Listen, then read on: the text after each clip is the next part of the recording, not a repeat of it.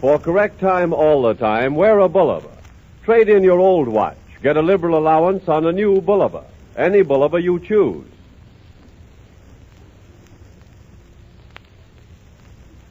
Maxwell House Coffee presents Good News of 1938.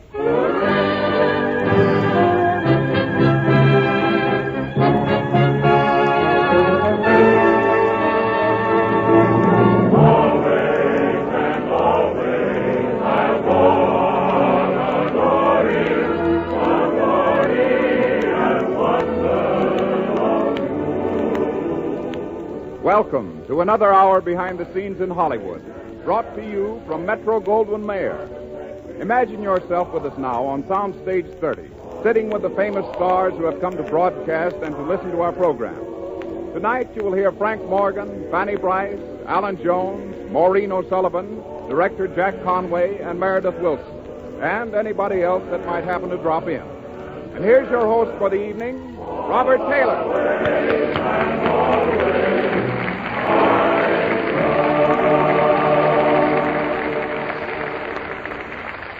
Good evening, ladies and gentlemen. Bob. Well, Frank Morgan. What is it, Frank?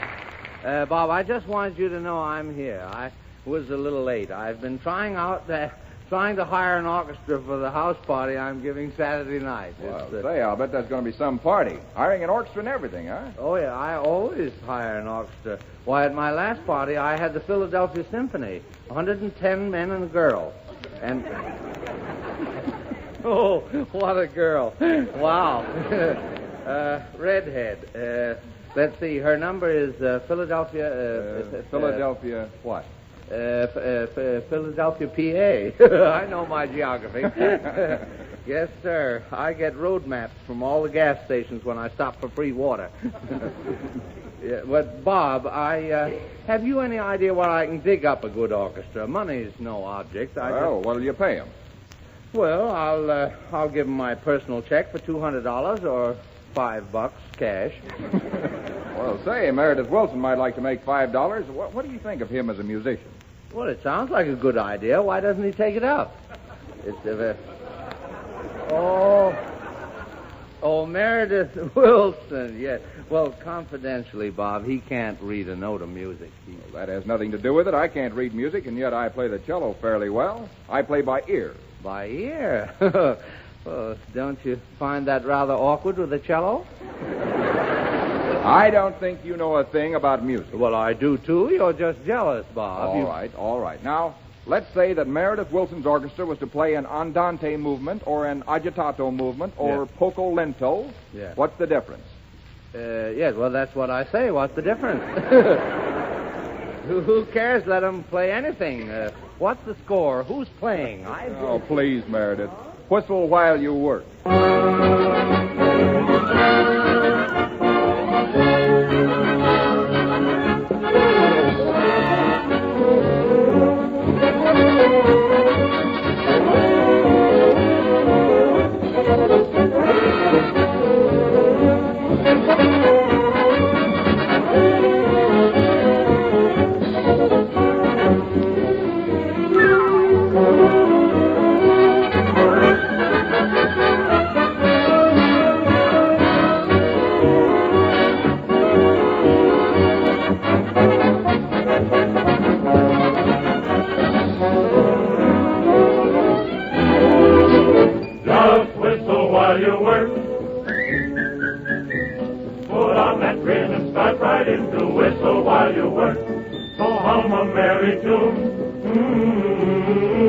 Just do your best and take the rest and sing yourself a song.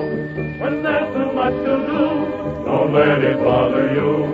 Forget your trouble, try to be just like a cheerful chickadee and whistle while you work. Come on, get smart, tune up and start to whistle while you work. Whistle while you work. Put on that green and start right into whistle while you work. Go hum a merry tune. Just do your best take the rest and sing yourself a song. When there's too much to do, don't let let it bother you. Forget your trouble, try to be just like the cheerful chickadee and Whistle while you work. Come on, get smart, do not just start to whistle while you work.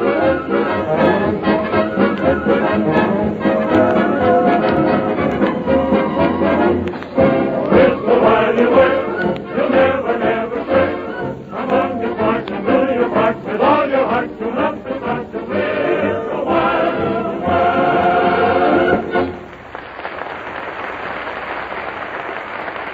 That was grand, Meredith. And incidentally, the song is from one of the grandest pictures that ever came out of Hollywood, Walt Disney's magnificent Snow White and the Seven Dwarfs. It's Walt's masterpiece, and just as fine for grown-ups as for children. And speaking of children, brings me, of course, to that awful little girl who's become such a popular feature of our program. Here she is again with Hanley Stafford as her father, Baby Snooks.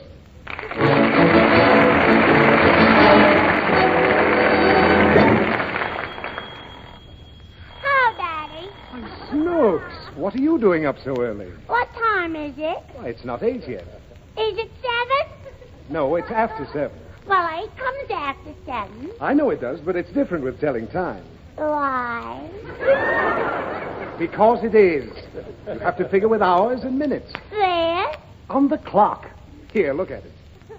What's those black things? Those are the hands. They point out the time. Where's the fingers?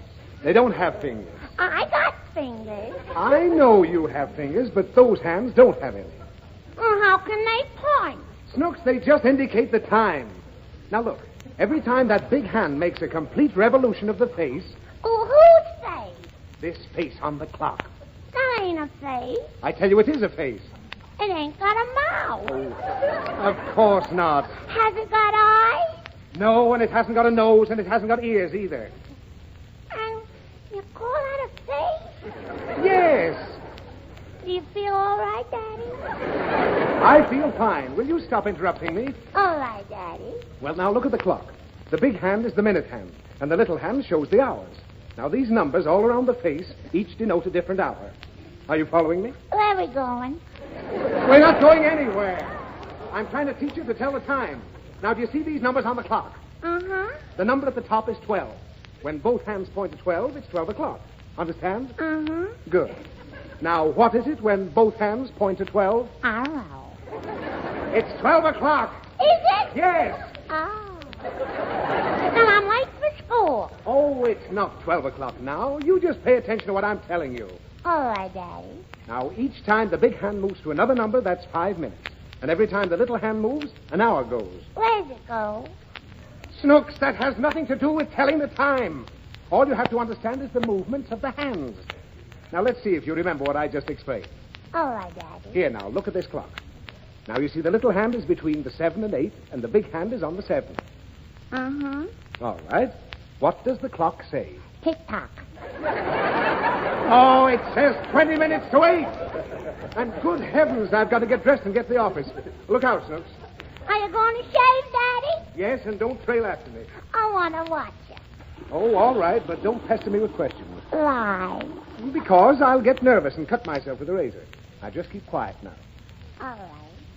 Daddy! Ow! Why do you yell like that? See, I've cut my face. Boy, look at that slice. It's a beauty. You like it, Daddy? No, I don't like it. And I want you to let me finish, so don't make another sound. I won't. Remember now, Snooks, this razor's very sharp. Yes, Daddy. And will you be quiet? Uh-huh. Good. Now, just stand there and watch. All right. Daddy! Oh! Snooks, you made me cut myself again. Now, just get right out of here. I'll be quiet, Daddy. Well, you'd better. This razor pulls.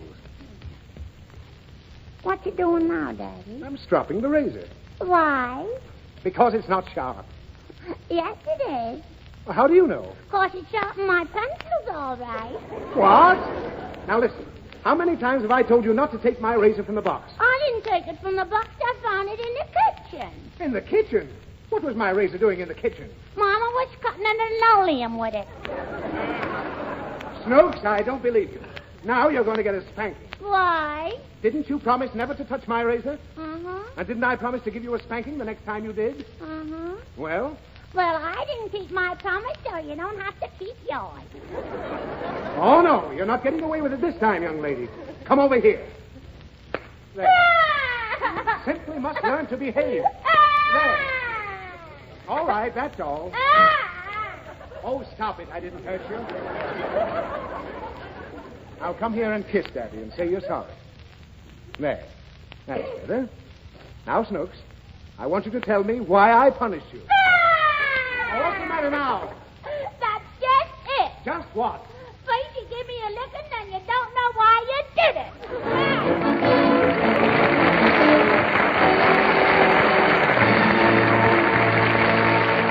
Now, here's Ted Pearson with some advice on coffee.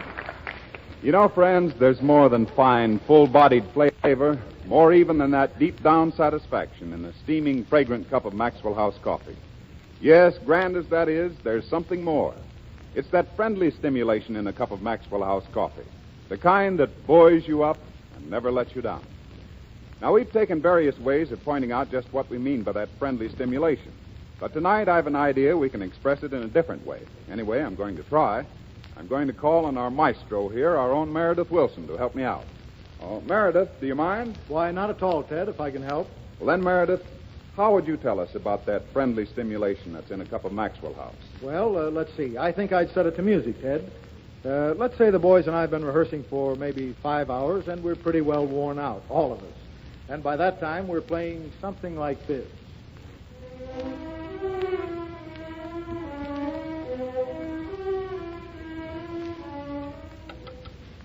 Then I know it's time for a little rest. And as we all file out, we're pretty apt to congregate in the coffee shop for a smoke and a cup of Maxwell House coffee. Well, 20 minutes later, we're back at our desks playing like this. Yes, Ted, once more we're playing Allegro Vivace, or in other words, Con Brio. Or, as one might further say, Con Maxwell House. Well, I guess there are times when, to alter an old saying, music speaks louder than words, and this seems to be one of them. Well, thank you, Meredith. You certainly have expressed the friendly stimulation there is in a cup of Maxwell House coffee for all of us. And so, friends, when you're tired, maybe feeling out of sorts, a little low in spirits, and you need a really wholesome pickup, why then take time at your meals to enjoy a tempting, fragrant cup of the coffee that buoys you up and never lets you down. Nice commercializing, Ted Pearson. Thank you, Bob. Now I've relayed my message to our audience. I have a message for you. There's someone waiting to see you. Well, tell him to come back later, will you? I'm very busy now. Why? Because. Oh, it's Jack Benny.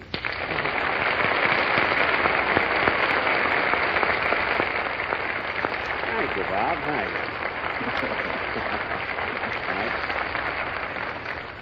Yeah, I can't be that good.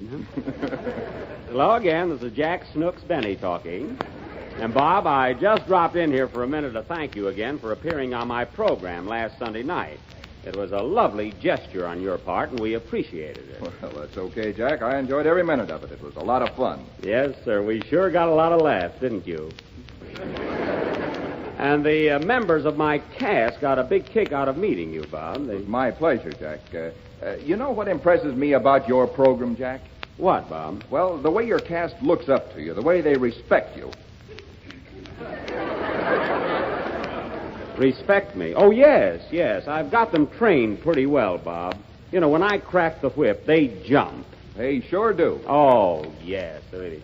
You know, when I want something done, I simply give my orders to Mary, Phil, Don, and Kenny Baker. And Kenny does exactly as I say.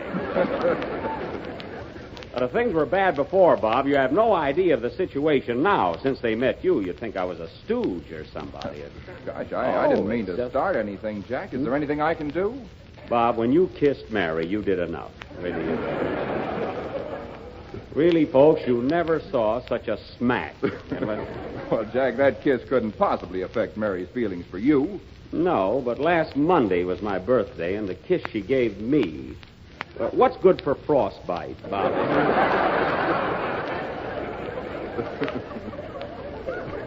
I got a warmer kiss from my high school principal when I graduated. I nearly killed that joke, too.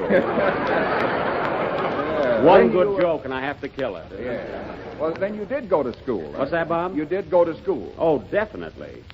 Why, back in Waukegan, they've got a halo around my dunce cap.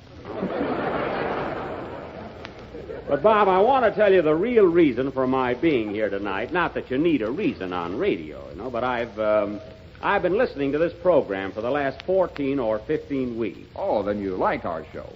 Well, Bob, I will say that it's a nice program. It's nice. But it needs a little something to, it could be stronger. Yeah, well, what do you mean it could be stronger? Well, Bob, I don't mean that you have to send it to a gymnasium or anything like that. But I said before, it is a nice program. Well, what do you mean, nice? Now, don't pin me down. I mean it's pleasant. Oh, yeah. You mean it doesn't go around and kick anybody in the face, huh? Well, you don't have to get ironic. I didn't come here to tear your program down. I merely came to give you constructive criticism. Yes, but, Jack, I hardly think this is quite the time or the place, you see. Now, Bob, when I see a man drowning, I don't wait until he hollers for help. Well, what would you suggest? Well, Bob, look, let's analyze it. Now, since this show is an hour and mine is only a half hour, we must use twice as much showmanship, you see? Showmanship? Well, have you got any ideas, Mr. Barnum? Just call me Barney. Now, Bob, the only thing that fits here, you don't mind my helping. No. The only thing that fits here is a very hot, swingy song. Now, take a tip from me, Bob. Have Judy Garland sing a rip-snorting zaz-zoo-zaz number. Yeah. Is that what you would do? Definitely, and I ought to know. Yeah, well, that's fine. So now, ladies and gentlemen, Alan Jones, our brilliant young tenor, will sing My Heaven on Earth. Thanks, Jack. Oh, it was nothing. It was nothing. Now, the next song...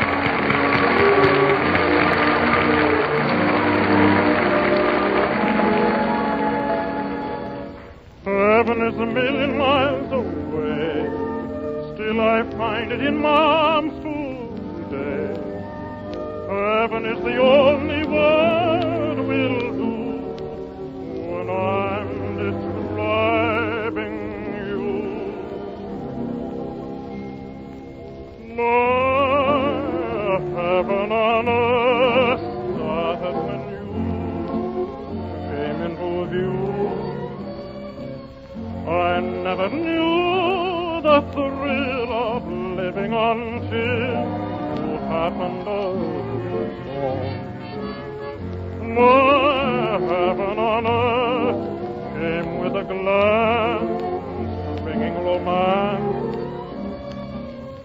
That lucky chance was all I needed to fill my heart with a song. Loving you isn't hard to explain. You're sweet, you're lovely and gay. Heaven's loss has been my greatest gain for letting an angel like you get away. My heaven on earth, you're in my arms, you're in my heart.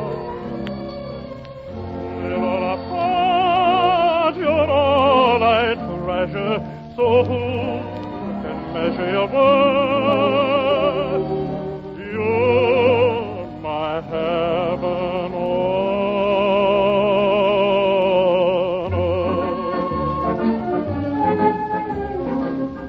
My heaven on earth.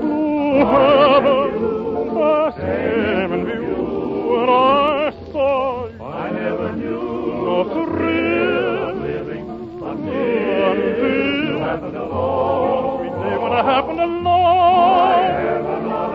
I saw you with one glance, knowing that you brought that lucky chance romance to fill my heart with a song.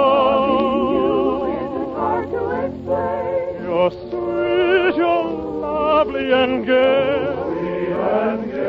Heaven's loss has been my greatest gain for letting an angel like you get away. My heaven on earth, you're in my arms.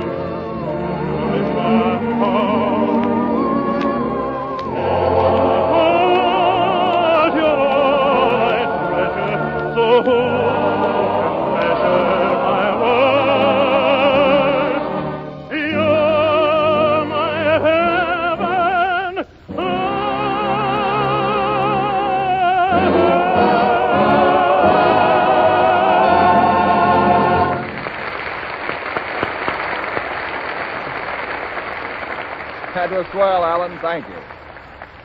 Well, Jack, the folks seemed to go for Alan's song, didn't they? Yeah, Judy Garland looks entirely different in pictures, doesn't she? And then, Bob, I've met Jones before. He seems like a very nice chap, an intellectual sort, ain't he? Yeah. Yes, he sure is. You know, after meeting Kenny Baker last Sunday, I would say that Alan is the exact antithesis. Well, what was that, Bob? I say Alan is the exact antithesis. Well, yes, he is. If I knew what it meant, I could be even more definite. Of course, Bob, Kenny is a very amusing boy, though. He does say the most ridiculous things. I mean, when I talk to him, whenever I ask him anything, I get the silliest answers. You know, you've heard him. Like this morning, for instance. Yeah, what'd you ask him? To take a cut. He was polite, though. He said, "Go soak your head, please." Oh, he was coughing. Well, of course, Alan is a different type entirely. Yes, I'd like to talk to him, just in case Kenny ever happens to read his contract, you know. Yes, well, I want you to meet everybody, Jack. Alan. Yes, Bob? You know Jack Benny, don't you? Well, I'm very glad to see you again, Alan. Well, I won't work for a cent less than Kenny Baker. Yeah. That hand wasn't in the script. Biting the hand that might feed you, eh? I merely wanted to compliment you on your voice, Jones, although I don't think it was the proper selection. What do you know about it? Well, to put it conservatively, everything. You see, Alan, this show needs all the help that I can give it. Now, wait a minute, Jack. Wait a minute. This show doesn't need anything. Well, you're just being stubborn, that's all. Now, you take your musical selections. In the first place, I don't like the arrangements. Well, what's the matter with them? Now, you keep out of this, buddy.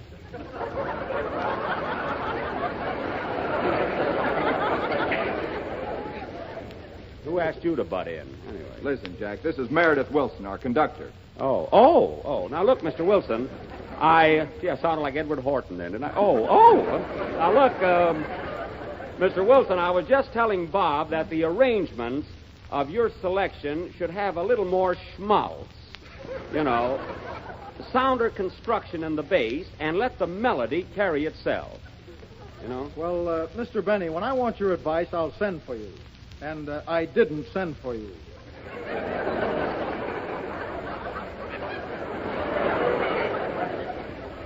Well, a Phil Harris without curls.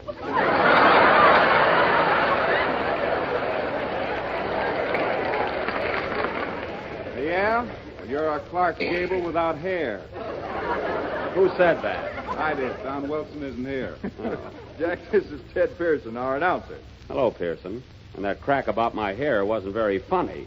You know, I have plenty of hair. It just happens that I have a high forehead. That's all. Ladies and gentlemen, speaking of Jack Benny's head, buy Maxwell House coffee in the super vacuum tin.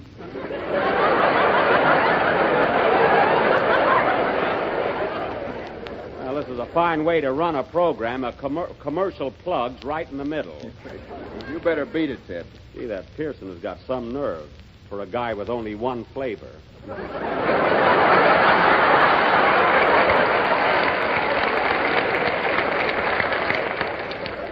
Well, Bob, anyway, now that I've got your show rolling along, an idea strikes me that right here, Meredith Wilson must play a sock number. Well, is there any particular number you can suggest, Jack? Well, How about Rosalie? No, not Rosalie. That number's so worn out. Let him play anything but Rosalie, Bob. See? Hey. I trapped him, folks. That's the number I really wanted. Always and always. Hey, that's not Rosalie. I've been wrong. Glory and wonder of you. Always and always, my love will go soaring to heaven or under the blue.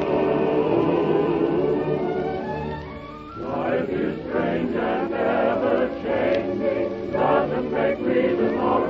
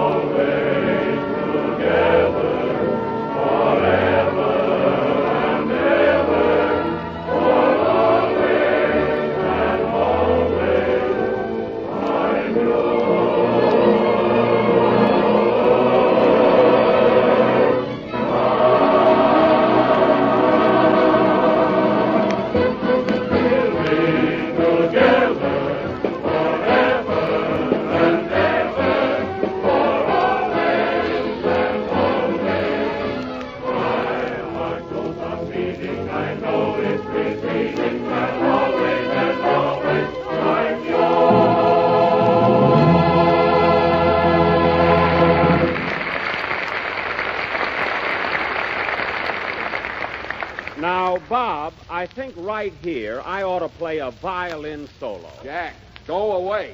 Oh, all right. A little class wouldn't hurt this program.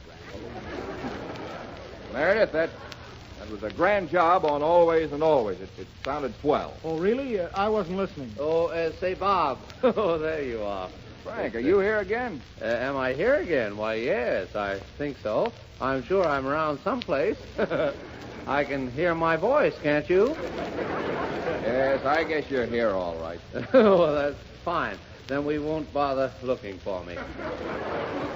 Let's get going, Bob. Now, we don't want to be late. Late? Late for what? The premiere. This is the most exciting opening night in Hollywood's history. Why, everybody who is anybody will be there. Believe me, I had to use plenty of influence to get you invited. And now you hesitate. Don't get... Frank, where is this opening night? At Grauman's Chinese Theater? No. At Tisha Bob's Turkish Bath. It's a formal affair, you know. I'm wearing a top hat, white tie, and a black towel. Do it right, I always say. No, thanks, Frank. I'm not going to the opening night of any Turkish bath. Oh, but, Bob, I got 2 front row seats in the steam room. We'll have a hot time. And they tell me it's a very stylish place. Yeah, what can be stylish about a Turkish bath? Well, but in the ordinary Turkish bath, you have to take a shower before you go into the pool. Yeah, well... Well, but in this place, they make you take a shower before you take a shower. Very sanitary. No, you better count me out, Frank, but you'd better go. You certainly look flabby. Well, that's because I exercise. Oh, who looks flabby? Why, Bob, you can't be serious. You know I'm the perfect physical specimen. Why, only this morning I ran 100 yards in 8 seconds. 8 seconds? Yes. Why, it takes Jesse Owens 9 2/5 seconds to run 100 yards. Yes, but I know a shortcut. Why, when I was in the Olympics in 1914... Frank, I didn't know that you were in the Olympics. Well, neither did I until just now. Of course I was. Well, Bob, I was the sensation of the Olympics of 1918. I thought it was in 1914. My, time flies, doesn't it? Bob, I'm sorry you missed me in those Olympics of 1922. Let's see, they were held in the southern part of Europe. Yugoslavia? Yes, and I go skiing, too. Oh, Yugoslavia. That's the country. I thought you were clearing your throat.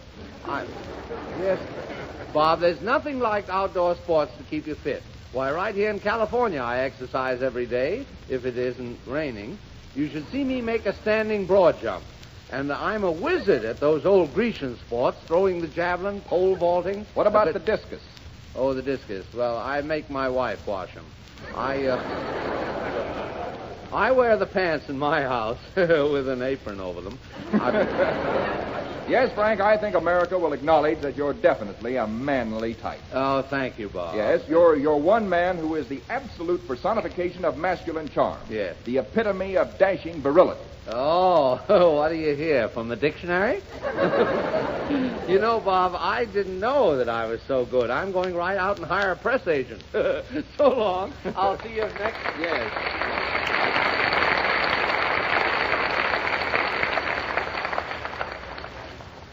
Oh, Bob, who was that fellow? That was Frank Morgan.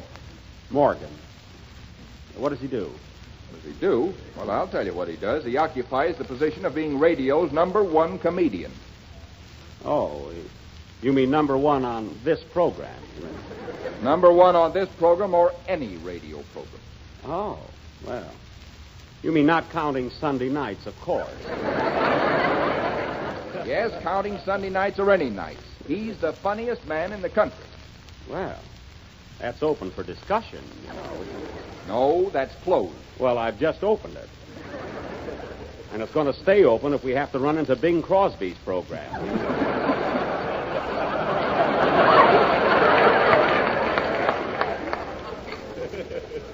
Of course, you may think that Morgan is comical just out of sentiment. Sentiment? Yeah, you know the old saying, people on the same program are thicker than water.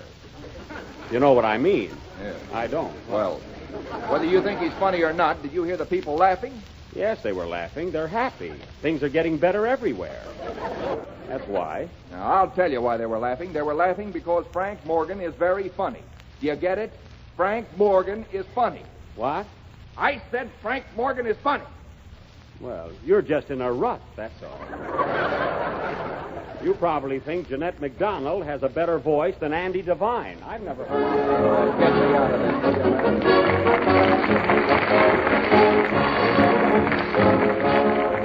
And now, friends, once more it's time for that friendly custom of ours on these programs. I mean, a visit to the old Maxwell House here on the lot for a steaming cup of Maxwell House coffee. And, Meredith, will we enjoy our coffee with the music that goes with it?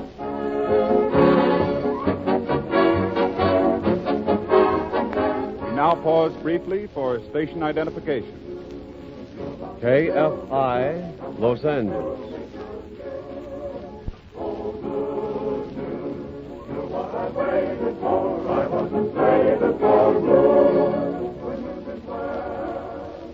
This is Robert Taylor again, ladies and gentlemen, and we're continuing our good news of 1938. Hello, Bob. Well, Maureen O'Sullivan. Ladies and gentlemen, I'd like you to meet the lovely lady who appeared opposite me in A Yank at Oxford, the picture we made in England last summer, Miss Maureen O'Sullivan. Thank you.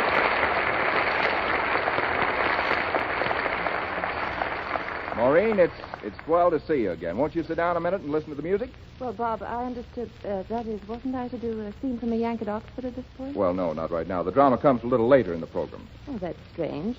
The gentleman in charge out there just told me to go right ahead now. Gentleman in charge? Yes. Mr. Burney. Oh, wait a minute. Hey, Jack! Oh, just a minute, Bob. I'm straightening out Wilson's music. Now, Meredith, I think that if you made that a dotted eighth note, right in... You think so? Yeah, just lay it aside while I clear up this other matter. What is it, Bob? Maureen O'Sullivan... Oh, I'm terribly sorry. Miss O'Sullivan, meet Robert Taylor. I know Mr. Taylor very well. Oh. Now, listen here, Jack. I don't mind your giving suggestions, but when you start sending people out on the stage in the middle of the program and confusing everybody, that's going too far. I should say it is. You told me you were running this program, Mr. Burney.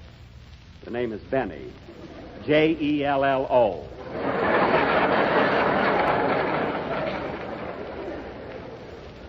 Now, look, Bob. My plan was to have Mavourneen here. The name is Maureen. Maureen, come out and do a dramatic scene. You know, something to take the curse off of the first part of this show. I think that's a good suggestion. I think that's a very good suggestion, Mr. Jello. After all, A Yank at Oxford is opening in the theaters all over the country in the next few days. Well, I wasn't thinking of that, Miss Yank. Now, look, if you just... all right, Benny, that's enough. I'm not going to stand here and have you tear our show down. Now, Bob, don't get me wrong. I'm only trying to be helpful. Helpful? You're ruining everything. Mr. Benny, when do I do the scene? I'll have it straightened out in just a minute. Now, look, Bob. I won't look at anything. I started out with a good show tonight, and now where am I? Well, don't get excited. I didn't say it was your fault that the show isn't good. Not entirely your fault. What do you think, Maureen? Well, I don't know whose fault it is. When do I do the scene? There isn't going to be any scene. Benny, you keep your nose out of this. What, the whole thing?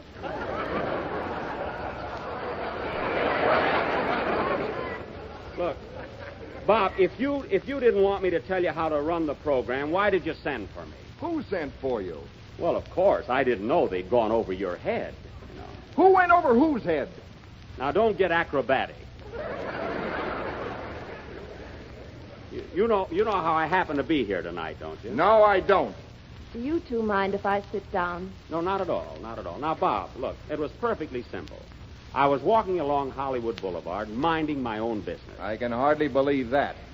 Well, I was walking along anyway. And who should I see a block or two away but the head of MGM's radio department, Louis K. Sidney? Yeah, go on. Of course, I had no intention of forcing myself onto your program, but after I caught up with Mr. Sidney, we passed the time of day. One thing led to another, and I saw where the conversation was going. So I came right out and I said, L.K., I always called him that, L.K., would you like me on the Maxwell House program Thursday? Oh, you said that, huh? Well, what else could I say? I didn't want to embarrass him. Of course, he was tickled to death. He was, huh? What did he say? Well, he was very enthusiastic. He said, Jack, why don't you give me a ring in a few weeks and we'll talk about it. Yeah? Well? Well, I forgot to call him, that's all. I had to come down. I couldn't let the fella down, you know. Well, it's plain to see, Jack, you wished yourself on the program, and I know, because Mr. Sidney told me he didn't want you. Oh, he did, eh? The big gossip. Conway. You don't know what you're talking about, and I'm getting tired. Well, why don't you do what millions of others are doing? Refresh yourself with a cup of Maxwell House. Bob, do I understand that this gentleman has nothing to do with the show at all? Absolutely nothing. Oh, well, he's been giving orders like a second lieutenant.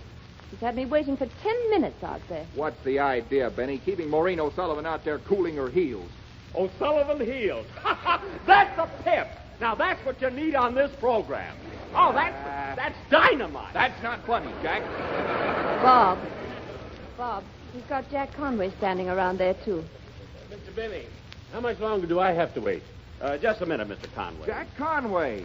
Ladies and gentlemen, this is the man who directed us in MGM's new picture, A Yank at Oxford.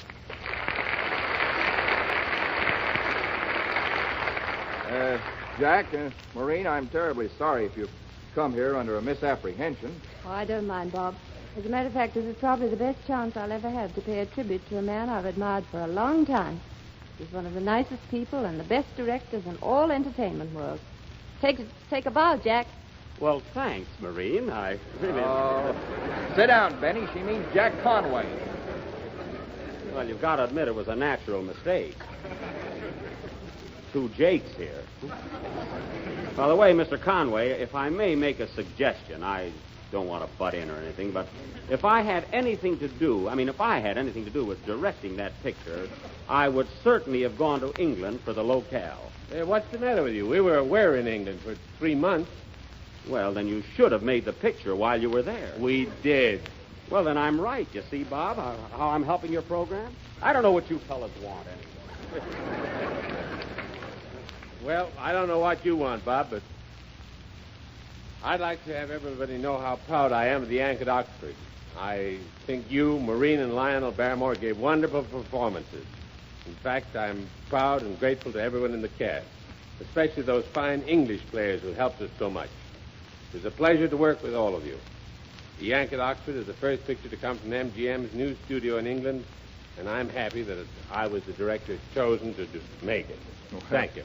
Well, thanks, Jack. There's nothing I can add to that. Thanks for coming up here, and thank you, too, Maureen.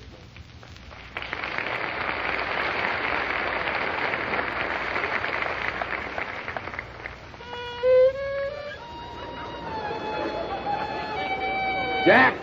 Jack, please go away, will you? Will you? Oh, you're afraid you can't follow us, huh? Play something, will you, Meredith?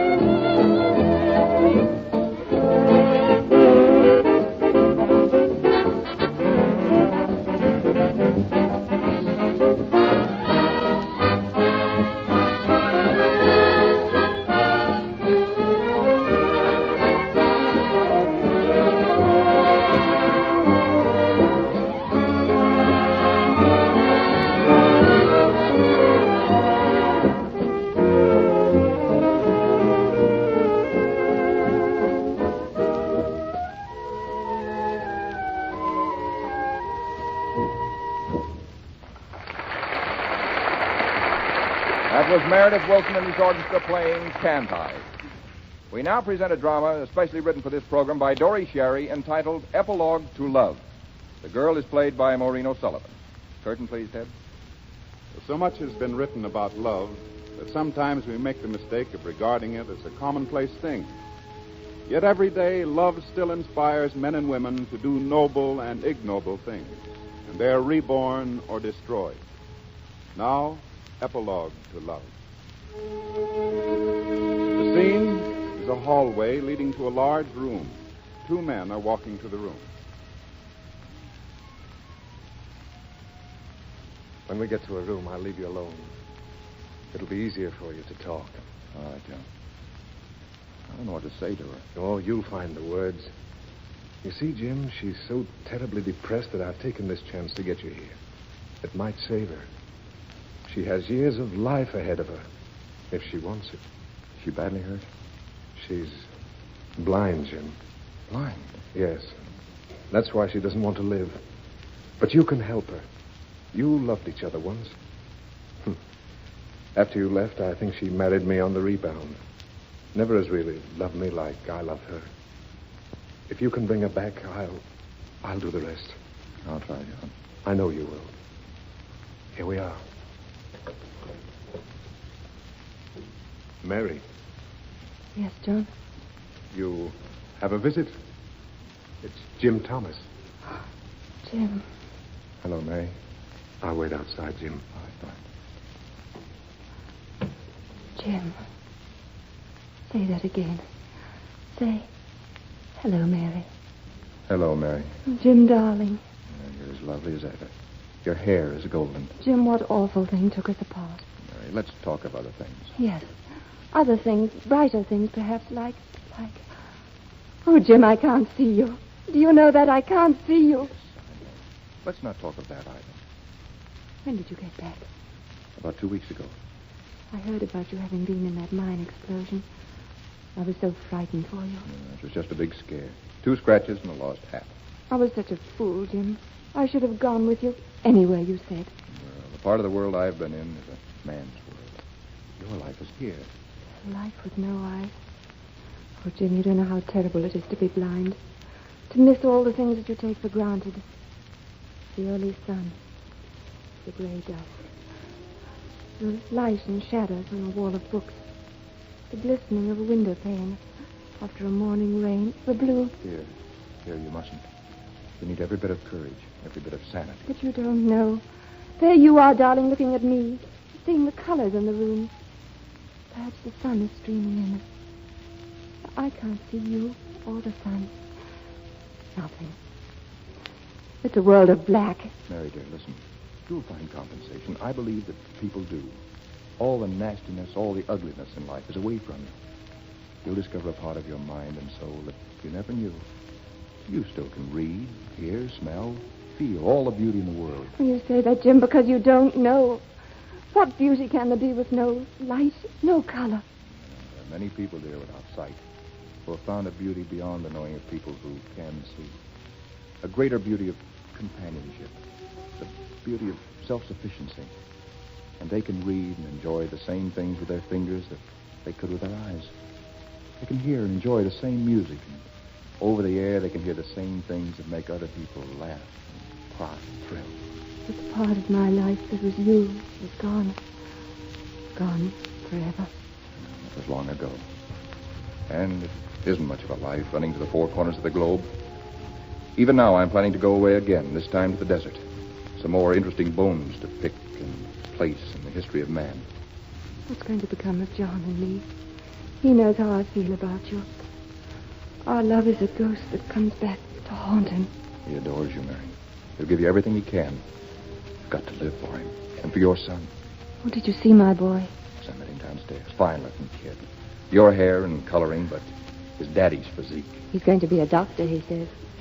This morning he told me he's going to study hard. And someday he's going to fix his mommy's eyes. You'll get a lot from him, Mary. That's a love most people would envy. Strange to think that someone could envy a blind person anything. I'm sure they do. I knew a man once who saw his son fall off a cliff to a crushing, horrible kind of death. He wanted to tear his eyes out. He'd have done anything to wipe that vision from his mind. You always were a practical soul, Jim. You could convince me of anything. Even now, for the first time in months, I'm beginning to feel alive again. I even smell the flowers in the room. What kind are they? Ugly-looking blossoms. You see, you're getting a beauty I can't enjoy. I can't enjoy the scent nearly as much as you do because I see what they really are. Oh, they're probably gorgeous red roses. They are not. Oh, Jim. Mary, I'll have to be getting along now. I'll come back soon. But promise me, no more nonsense about yourself. You're going to get on, get well. You've got to. Jim, darling, once I thought you'd taken everything from me.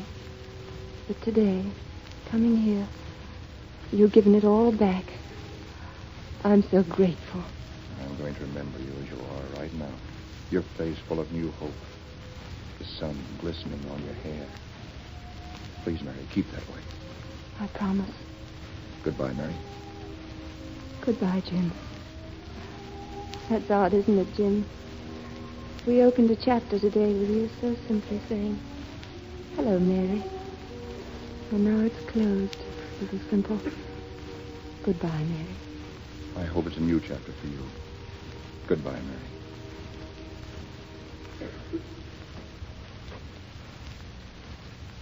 God bless you, Jim.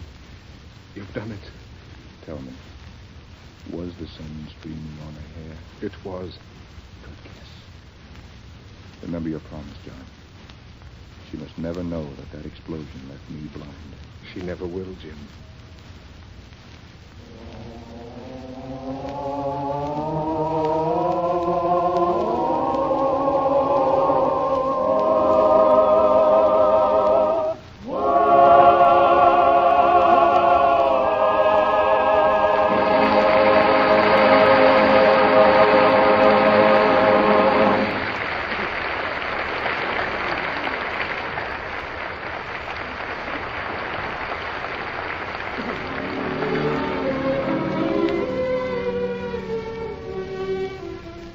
I've a very strange feeling I've never felt before.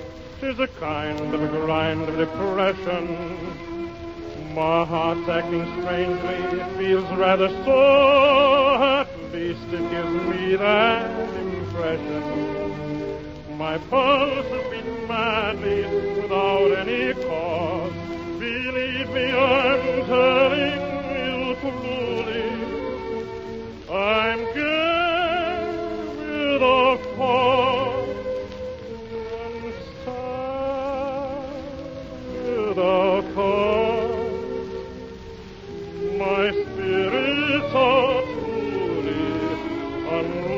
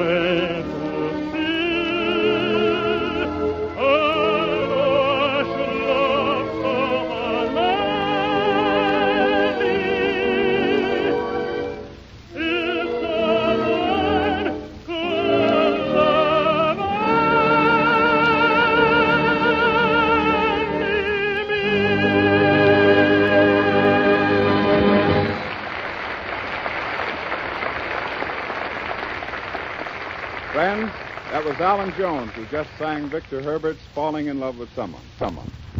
And now I want to take long enough to explain again just why it is when you make drip coffee, you need a special grind of coffee to fit that particular method of coffee making. Now, I'm going to do it by means of a little quiz. Now, when you make coffee by the percolator or boiled method, the water's in pretty constant contact with the coffee, isn't it? Yes, in a percolator or coffee pot, the water is in contact with the coffee constantly. Not once, but many times. Right. So there's plenty of time for the water to extract all the flavor of the coffee.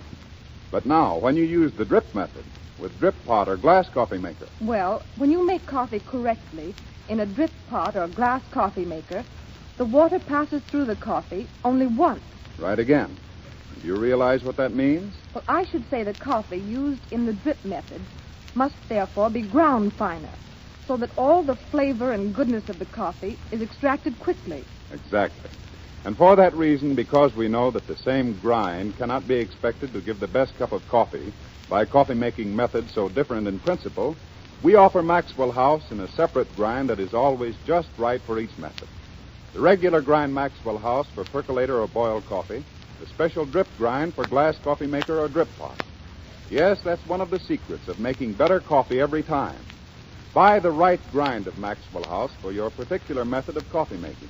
Then you'll be sure to make coffee that's rich and mellow, full-bodied, unvarying in flavor, coffee that's always good to the last drop.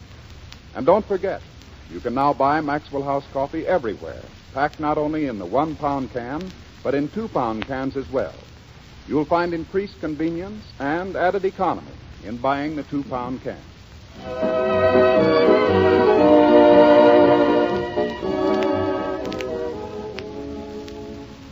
And now, ladies and gentlemen... Say, Bob. Yes, what is it, Meredith? You won't have to worry about Jack Benny anymore. I got rid of him, but good. You did? But how? Well, he wanted to meet Myrna Loy, so I sent him over to the little dressing room in the corner of stage 30. But that's Fanny Bryce's dressing room. You're telling me.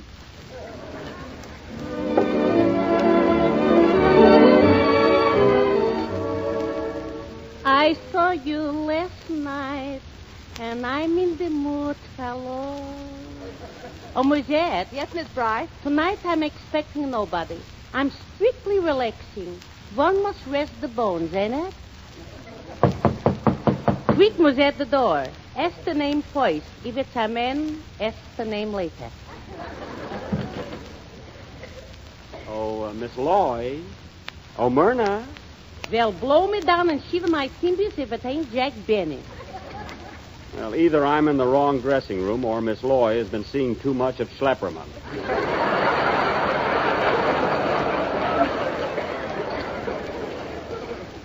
Pardon me, I thought this was Myrna Loy's dressing room. But what she got that I ain't got? Well, she... Don't tell me. Won't you sit down, I hope? Look, I'll be back later. I must see Myrna Loy before she gets away. I want her for my leading lady in my next picture. I imagine she'll be quite thrilled. Why not? I saw you in your last picture, artists and models, and now you are Casanova. Vive la France! Well, yeah, I thought I was at my best in that picture. Was that your best? Well, I might have sliced a little. A little tight. Look, yes, thank you. But look at Bob Taylor. Look. Bob Taylor gave me a couple of pointers last Sunday, which didn't hurt any. Now you're talking my language. You know, Mr. Benny, it's a very peculiar thing, but you appeal to me. I've got here a scene for my next picture. Would you mind running over with me a few lines? No, look, later, not now. All right. Well, I'll tell you what, wait a minute. Or, after all, that's what I'm here for, to help everybody. Jack Pollyanna Benny. Yeah. Besides, the practice will do me good. Wouldn't hurt me neither. Now, in this scene, you play the part of D'Artagnan, one of the 3 Musketeers. You know, all for 1 and 3 for 5. Well, I'll like that, I think. That'll be... What part do you play? I am your sweetheart, a ravishing, beautiful queen of Italy. You look more like Dolores Del Schmutz. Thank you. Thank you. Yeah, you're very comical. Now, look. You're sweetly tender. Go on, Kitty. Now, look. Now, look, Schlepp. Or Fanny, look. Look. D'Artagnan's queen was the Queen of France. France, Italy. What's the difference so long as she's a citizen? Go ahead. Read the first line. The first line. Yeah. Right from here. Just the way it's right written. from Huh? there. Yeah, that's good. I can't read backwards very well. I can't. Well, you know what Alan said once? What? Anything we make up will be funnier than this. You're telling me. All right, right from this line, huh? Yeah, go on. Okay. Go on. My queen. Ah, my queen. Come fly with me. Come fly with you. I'm of royal blood, not pigeon. Do not say that!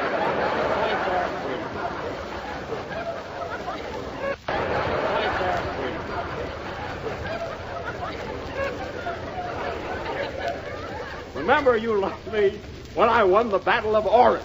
Ha ha! Now you got 5 to go. 5 to go. Yes. Strawberry. Oh, yes. See, Don Wilson will love you for that. You think so? Yeah. And now comes the big love scene. You crush me in your arms like a little pushy willow. And then, come on, take me on. Mary's up. It's okay. Huh? Mary's not looking. Okay. Yeah. Okay. Wait. Well, how? How he asked. Look, first you put your arms around me. One arm, like this. If Fred Allen is listening, I'll die. Then you put the other arm around me like this. Like this? Like that. Now you're holding me close. Closer. I can still breathe. Now look me in the eye. Which one? It's a good one. This is no time for technicalities. Now you got your 2 arms around me. Well, what do I do next? Send for Phil Harris. A fine thing. I'm going to look for Myrna Law.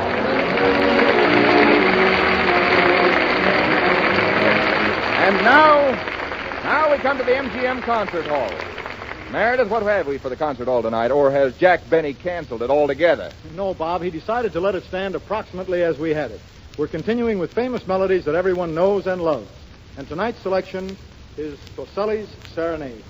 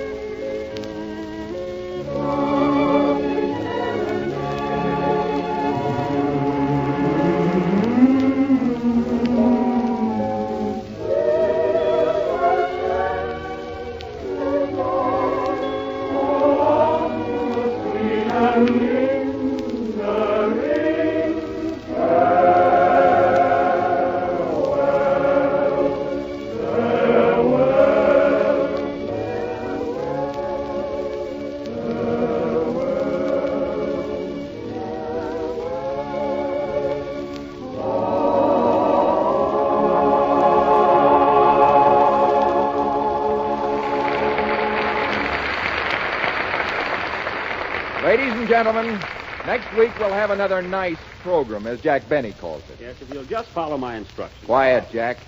As I was saying, ladies and gentlemen, you'll hear Louise Reiner, Warren William, Melvin Douglas, Virginia Bruce, Connie Boswell, Douglas MacPhail, plus the Good News regulars, Frank Morgan and Fanny Bryce. Your ticket of admission is just your loyalty to Maxwell House Coffee. So be sure you'll listen in again next Thursday. And in the meantime, go to the movies and enjoy yourself. Well, Jack, it was grand having you here. Really our privilege. Well, I hope I've helped you. Yes, I think it was smart of us to ignore you, don't you? That was the last insult on the 16th program of the Good News of 1938 series. And I will be back on my own program next Sunday where I'm loved.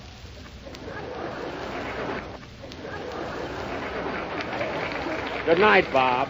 Good night, folks. The last time I'll ever come over to help anybody, believe me.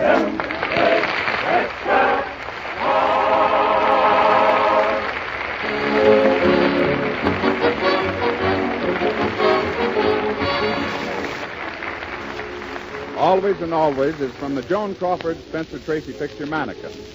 Thanks for the Memory is from the big broadcast of 1938. This is Ted Pearson saying good night and good luck for the makers of Maxwell House, the coffee that's always good to the last drop.